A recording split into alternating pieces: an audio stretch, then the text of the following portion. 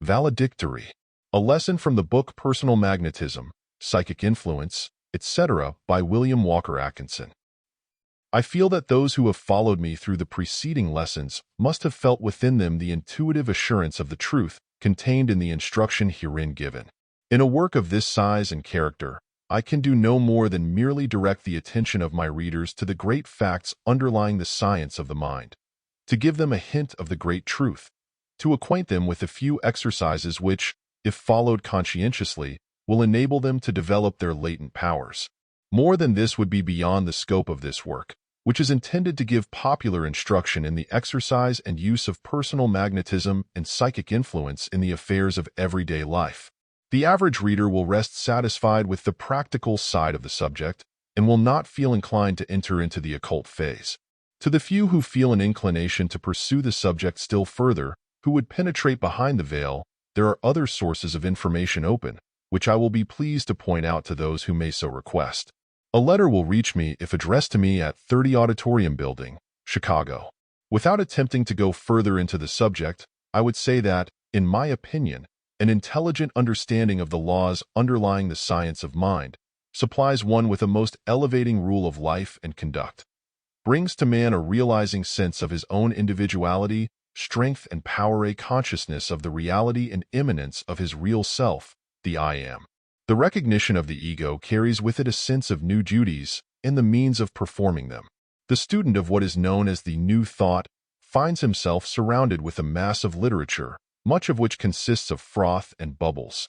Grains of thought are there, but are surrounded by bushels of verbal chaff.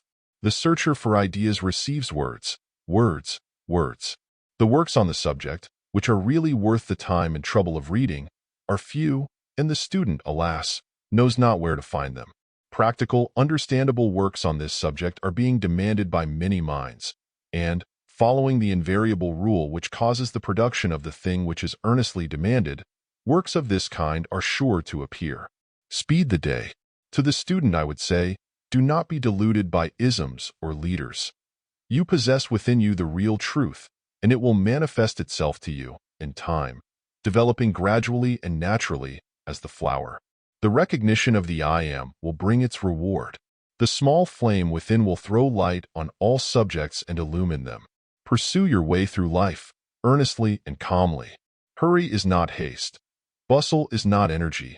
Noise is not strength. The man of quiet, calm, earnest, and persistent qualities reaches the goal long before his brother of opposite tendencies. Confidence, expectation, and calm demand is a threefold, mighty dynamic force, which would solve many problems if man but realized it. The wise man uses that which the fool neglects. The stone which the builders rejected becomes the cornerstone of the temple. Do not crawl on your belly like a worm. Do not humble yourself in the dust and call upon heaven to witness what a despicable creature you are. Do not call yourself a miserable sinner, worthy only of eternal damnation. No. 1,000 times, no. Rise to your feet. Raise your head and face the skies. Throw back your shoulders and fill your lungs with nature's ozone. Then say to yourself, I am a part of the eternal life principle. I am created after the divine image. I am filled with the divine breath of life. Nothing can hurt me, for I am a part of the eternal. Go your way, friend. Strong in your new resolves, strong in your newfound strength. Do your duty, first to yourself, then to your brother men. Recognize the brotherhood of man. Realize that all men are your brothers, pretty poor lot of relations, but brothers for all of that. Do not impose on your brother man, but do not let him impose on you. If you give in to him against your judgment and conscience, you not only hurt yourself, but also injure him. Do not start fights, but let no man smite you with impunity. If a man smite you on one cheek, do not turn to him the other, but do a little smiting on your own account and smite hard. Do not smite him with hate in your heart, and do not hesitate to forgive him after he has come to.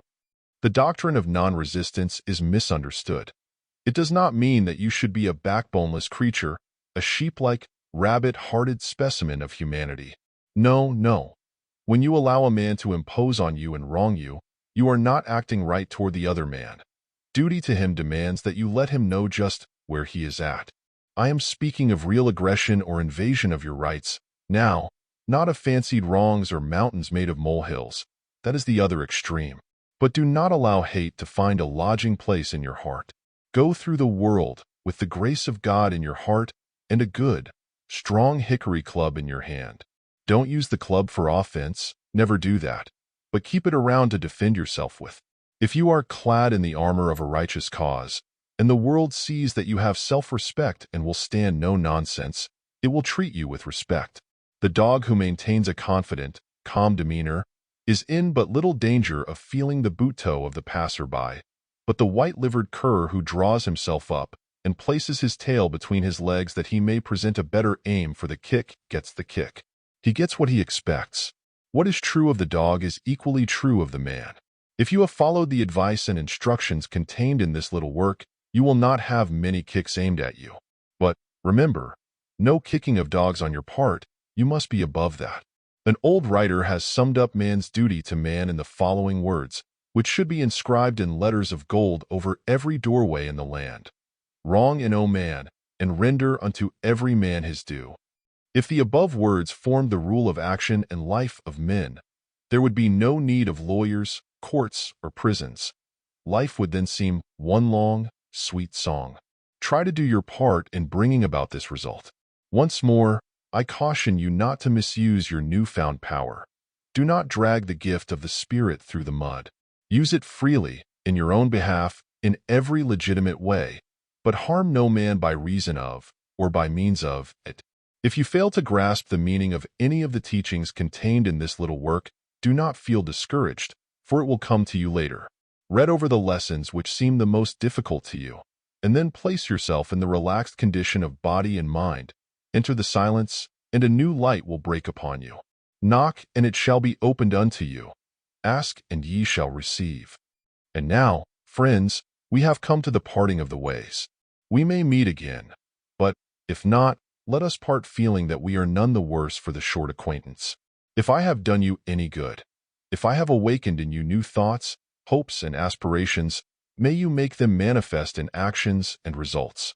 Our little journey along the banks of the stream has been pleasant to me, and I trust that I have not bored you, nor caused you to regret the acquaintance not a chance acquaintance. You may rest assured, for nothing ever happens. I thank you for your kind attention. End of lesson. End of book.